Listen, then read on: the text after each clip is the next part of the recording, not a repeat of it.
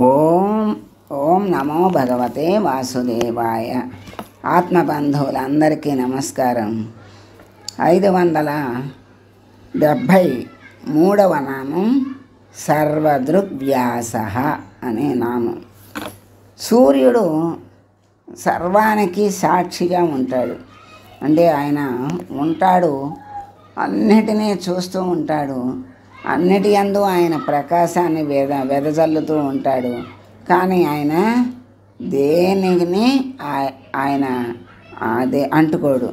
ఆయన కిరణాలు ప్రసరిస్తాయి. ఆయన కిరణాలు ప్రసరించని చోటు అనేది లేదు. ఆకాశం అంటే చోటు ఖాళీ. ఆయన తన కిరణాలతో సమస్తాన్ని కూడా చూస్తూ ఉన్నాడు, పోషిస్తూ ఉన్నాడు, వెలిగిస్తూ ఉన్నాడు, ప్రకాశింపచేస్తూ ఉన్నాడు. సృష్టి ఉన్నది అని మనకి ఉనికిని తెలియజేస్తున్నాడు. సర్వదృగ్వ్యాస అన్నారు. వ్యాస అంటే వ్యాసుడనే మహర్షి జ్ఞానస్వరూపుడైన శాశ్వతమైనటువంటి సృష్టి విజ్ఞానాన్ని లేకపోతే వేదాన్ని ఆయన పునర్వ్యవస్థీకరణ చేశాడు, జీవులకి చక్కగా అందించాడు. అనేక దేశాల్లో అనేక జాతుల్లో సృష్టి ప్రారంభమైన నాటి నుండి కూడా వ్యాసుడు అవతారమూర్తిగా వస్తూ ఉన్నాడు. ఈయన్నే కొన్ని అవతారాల్లో బుద్ధుడని కూడా పిలుస్తూ ఉంటారు. మనకు తెలిసిన గౌతమ బుద్ధుని అనేక అవతారాల్లో ఒకటి మాత్రమే అని మనకి తెలియజేస్తున్నారు. వ్యాసుడనే మహర్షి జ్ఞానమే స్వరూపముగా కలిగినటువంటి వాడు. ఈ శాశ్వతమైనటువంటి సృష్టి విజ్ఞానాన్ని, వేదాలను అందరూ మరి చదివి తెలుసుకోలేరని వాటిని చక్కగా మళ్ళా విభజన చేసి జీవులకు చక్కగా అందించినటువంటి మహానుభావుడు. అనేక దేశాల్లో అనేక జాతుల్లో మరి ఈ సృష్టి ప్రారంభమైన రోజు నుంచి కూడా వ్యాసుడు ఒక అవతారమూర్తిగా వస్తున్నాడు. అంటే ప్రతిసారి కూడా వ్యాసుడు ఒక అవతారమూర్తిగా వస్తాడు. అది మనకు జ్ఞానాన్ని, విజ్ఞానాన్ని, సృష్టి యొక్క మరి విశిష్టతను అన్నిటినీ కూడా తెలియచేయటానికి ఆయన వస్తూ ఉంటాడు. అటువంటి స్వామిని సర్వదృగ్వ్యాస అన్నారు. తర్వాత సమస్తమైనటువంటి జ్ఞానమూర్తుల్ని విస్తరింపజేసేటువంటి వాడు. అందరికీ జ్ఞానాన్ని అందించి ఆ జ్ఞానమూర్తుల్ని అంతటా విస్తరింపచేస్తే ఆ జ్ఞానం వాళ్ళు అందరికీ అందిస్తారు కనుక సర్వదృగ్వ్యాస అన్నారు. సమస్తాన్ని కూడా చూసేవాడు, అందరికీ చూపే తానైనటువంటి వాడు, వేదాలను చక్కగా విభజించి అందించినవాడు, పురాణ ఇతిహాసాలని రచించినటువంటి వాడు సర్వదృగ్వ్యాసుడని శంకరాచార్యుల వారి భాష్యం. అంటే మరి అంత వేదాలను అందరూ అందుకోలేరని వాటిని విభజించి అందరికీ అందించి జ్ఞానమూర్తుల్ని తయారు చేసి సృష్టి అంతా కూడా విస్తరింపజేసినటువంటి వాడు. అలా ఆ రకంగా సమస్తాన్ని కూడా చూసేటువంటి వాడు. ఆయనే నారాయణ స్వరూపునిగా చెప్తారు. ఆయన చూపెవరు అంటే నారాయణుడే. మరి ఇలా ఇతిహాసాలని, పురాణాలని రచించి అందరికీ అర్థమయ్యే రీతిలో, చిన్న వాళ్ళకు కూడా అర్థమయ్యే రీతిలో చక్కగా అందించినటువంటి వాడు సర్వదృగ్వ్యాసుడని శంకరాచార్యుల వారి భాష్యం. మరి వేదాలు 4 ఉన్నాయి. ఋగ్వేదం 21 శాఖలుగా, యజుర్వేదాన్ని 101 శాఖలుగా, సామవేదాన్ని 1000 శాఖలుగా, అధర్వణ వేదాన్ని 9 శాఖలుగా వేదవ్యాసుడు విభజించాడు.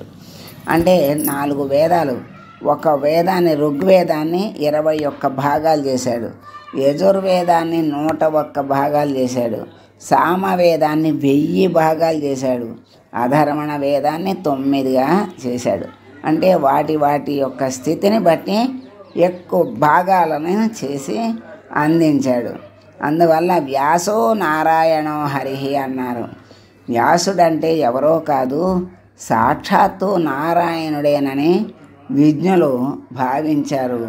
ఆ నారాయణుని యొక్క స్వరూపమే వ్యాసుడిగా వచ్చి అందరికీ జ్ఞానాన్ని అందించి, ఆ జ్ఞానాన్ని అందించే విధంగా ఆయన విభజించి పురాణాలు మరి అట్లా కథలుగా ఇతిహాసాలుగా అందరికీ కూడా అందించి జగత్తంతా కూడా జ్ఞానాన్ని విస్తరింపచేసినటువంటి వ్యాసుడు నారాయణ స్వరూపుడుగా చెప్తున్నారు. పరాశర భట్టరు ఈ నామాన్ని 2 విభాగాలుగా చేసి సమస్తాన్ని దర్శించే స్వామి కనుక సర్వదృక్ అన్నారు. యుగ యుగానుసారంగా మానవుల యొక్క క్షేమం కోసం వేదాల్ని విభజించిన వ్యాసుడని వ్యాఖ్యానం చేశారు. అందుకని సర్వదృక్వ్యాస అన్నారు.